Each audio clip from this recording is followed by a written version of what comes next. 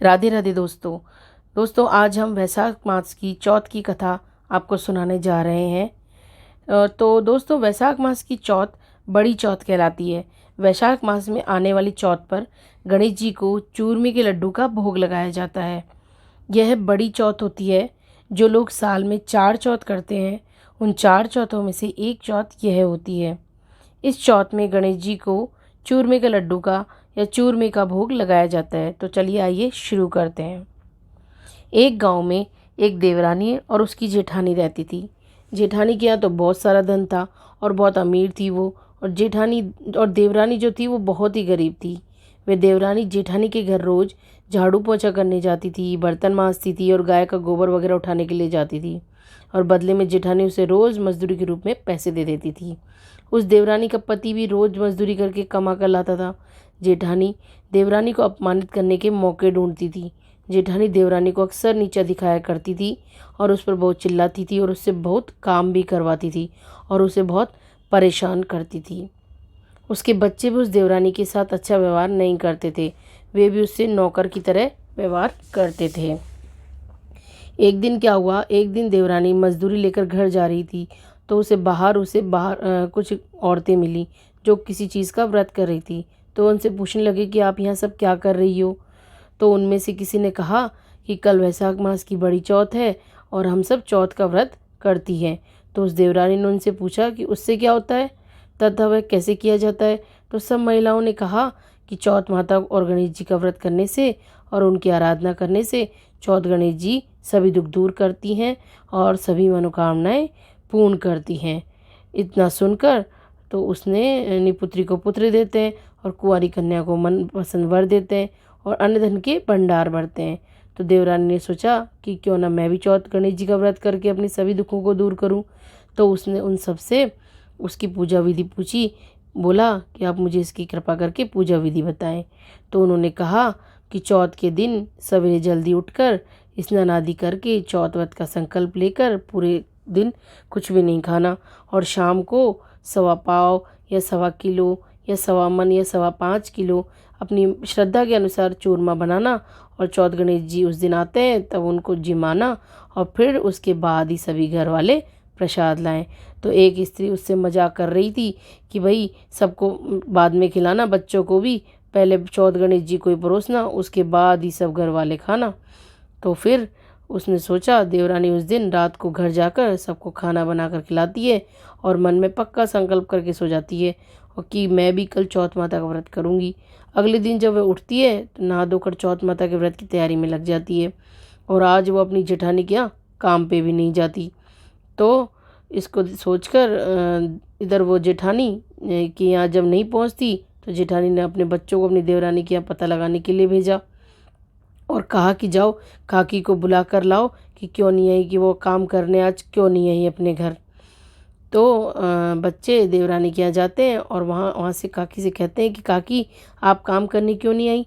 तो वो कहती है कि आज मेरा चौथ का व्रत है इसलिए आज मैं नहीं आऊँगी, और यह कहकर वह चौथ गणेश जी की पूजा की तैयारी में लग जाती है और बाज़ार से आटा घी और गुड़ लेकर आती है और चूरमा बनाने की तैयारी करती है। उसने अपने बच्चों को भी कुछ नहीं खिलाया होता है, और शाम को उसका पति थका हारा बेचारा घर आता है, और उस दिन क्या होता है उसके पति को भी सहयोग से कोई काम नहीं मिला था, और जिसके कारण उसको कोई मजदूरी भी नहीं मिली थी, और वह भी दिन भर का भूखा प्यासा था। उधर बच्चे भी दिन भर के भूखे प्यासे थे। शाम पड़ते पड़ते सब परेशान हो जाते हैं और शोर मचाना शुरू कर देते हैं, भूख के मारे रोना चिल्लाना चालू कर देते हैं, परंतु वो उन्हें खाने को कुछ भी नहीं देती। और फिर उनकी भूख और रोने धोने से परेशान होकर उसका पति गुस्से में आ जाता है और उसको पीट देता है, परंतु वह फिर भी चौथ गणेश जी का ध्यान करती रहती है और अपने पति व बच्चों से कहती है कि चौथ गणेश जी भोग लगाने के बाद ही मैं तुम्हें खाना दूंगी। उसका पति गुस्से में आकर सो जाता है और अब वह चौथ गणेश जी का इंतजार करने लगती है, और चौथ गणेश जी आए तो उन्हें भोग लगाऊं ताकि बच्चों को भी खाना दूं, क्योंकि बच्चे बेचारे सुबह से भूखे प्यासे वो भी माँ से बार बार खाना मांग रहे थे। तो तो चौथ गणेश जी उसके घर आते हैं और वो दरवाजे पे बैठी मिलती है। चौथ गणेश जी उससे कहते हैं कि ले हम आ गए। वह उसके अंदर बैठाती है, आसन लगाती है, उनके पैर धोती है और उनको भोग लगाती है और उन्हें चूरमा परोसती है। फिर अब चौथ माता और गणेश जी भर पेट के खाना खा के और उससे कहते हैं कि जा रसोई में जाके देख कि कितना सामान और बचा है। जैसे ही वो रसोई में आती है तो पूरी की पूरी रसोई भरी मिलती है और उसके पूरे घर में अन्न धन के ढेर लग जाते हैं। उधर चौथ गणेश जी ये कहकर अंतर ध्यान हो जाते हैं। उसके बाद क्या होता है, दूसरे दिन जब वो, उस दिन तो उसको रात में दिखता नहीं है, तो उस दिन जब वो रात को सुबह उठती है तो पूरे घर में जगह जगह अन्न के ढेर लगे हुए देखती है, रुपए पैसों के ढेर लगे हुए देखती है और देखकर आश्चर्य हो जाती है।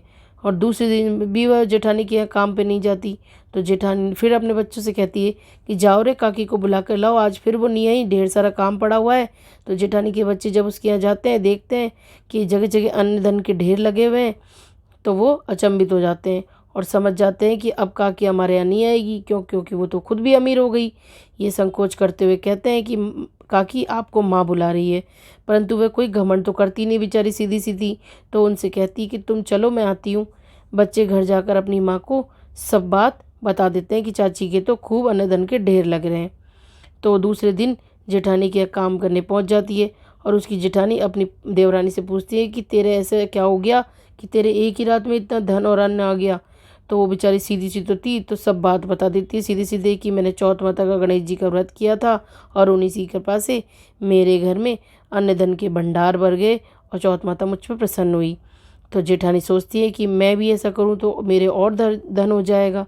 तो वो क्या करती है, साल भर तक उस चौथ का इंतजार करती है और अगले वर्ष जब वो चौथ वापस वैशाख मास की चौथ आती है तो वो भी व्रत रखती है और सभी को बताती है कि आज मैंने चौथ का व्रत रखा है और पूरे दिन अपने बच्चों को खाना नहीं खिलाती। पर वह दिन भर खुद भरपेट फलार करती है और शाम को 5.25 किलो का चूरमा बनाती है और सबको बोलती है कि आज मेरा चौथ का व्रत है और मैंने इतना सारा चूरमा बनाया है। अब वह भी अपने पति से कहती है कि आप भी मुझे मारो, तो उसका पति बोलता है मैं तुझे क्यों मारूं भाई। तो भी वह उससे जोर ज़बरदस्ती खुद को पिटवाती है, मार पड़वाती है। अब रात को चौथ गणेश जी आते हैं तो उन्हें बताती है कि मैंने आपके लिए 5.25 किलो का चूरमा बनाया है। इस तरह वह क्या करती है, अपनी शेकी बगाड़ती है। फिर क्या होता है, इसके बाद वह चौथ गणेश जी को भोग लगाती है और उन्हें खाना खिला देती है और अंत में कहती है कि मुझे भी मेरी देवरानी के समान आशीर्वाद दो। तो चौथ गणेश जी पूछते हैं कहाँ पर दें, बता कहाँ कहाँ पर दें आशीर्वाद। तो वो बोलती है कि पूरे घर में ही दे दो। तो वो पूरे घर में गंदगी कर देते हैं, कूड़ा करकट कर देते हैं, पॉटी सुसु जगह जगह कर देते हैं और सांप बिच्छू वगैरह सब छोड़ देते हैं। यह वह सब देख कर घबरा जाती है और दौड़ी दौड़ी अपनी देवरानी के पास जाती है और कहती है कि गणेश जी से नहीं तो तुझे अन्नदान के ढेर भर दिए और मेरे घर में तो कूड़ा कचरा पॉटी सूसू वगैरह सांप बिच्छू छोड़ दी, गंदगी कर दी। तब देवरानी कहती है कि आपने तो देखा देखी किया, मैंने तो सच्चे मन से अपने दुख दूर करने के लिए व्रत किया था और आपको चौथ गणेश जी से क्षमा मांगनी चाहिए। यह सुनकर जेठानी वापस अपने घर जाती है और रोते रोते चौथ गणेश जी को पुकारती है। चौथ गणेश जी के हाथ पैर जोड़ती है और बारंबार माफ़ी मांगती है, बार बार गुहार लगाती है और भगवान आप मुझे अपनी लीला समेट लीजिए और मुझे धन नहीं चाहिए ऐसा। तो गणेश जी से बार बार वो गुहार करती है। तब गणेश जी बोलते हैं कि तू आधा धन अपनी देवरानी को जो दे जो तुझे तेरे सास ससुर से मिला, तब मैं अपनी माया समेट लूँगा। तो जेठानी अपना आधा धन देवरानी को दे देती है। तब भगवान अपनी माया को समेट लेते हैं और देवरानी पर प्रसन्न होते हैं। तो हे गणेश जी महाराज, देवरानी को टूटे उसका भंडार भरा, वैसे सबके भंडार भरना, सबको टूटना, और जैसा उस जेठानी को टूटे वैसा किसी को मत टूटना।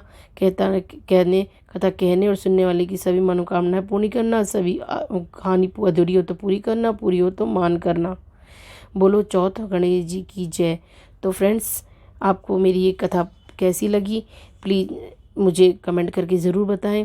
अगर आपको ये मेरी वैशाख माता की चौथ की कथा हेल्पफुल लगी हो तो प्लीज़ इसे लाइक करिए, शेयर कीजिए और सब्सक्राइब कीजिए। और हाँ, बेल आइकन को दबाना बिल्कुल मत भूलिएगा, क्योंकि उसी से आपको मेरे नए नए वीडियोस के नोटिफिकेशन मिलते रहेंगे।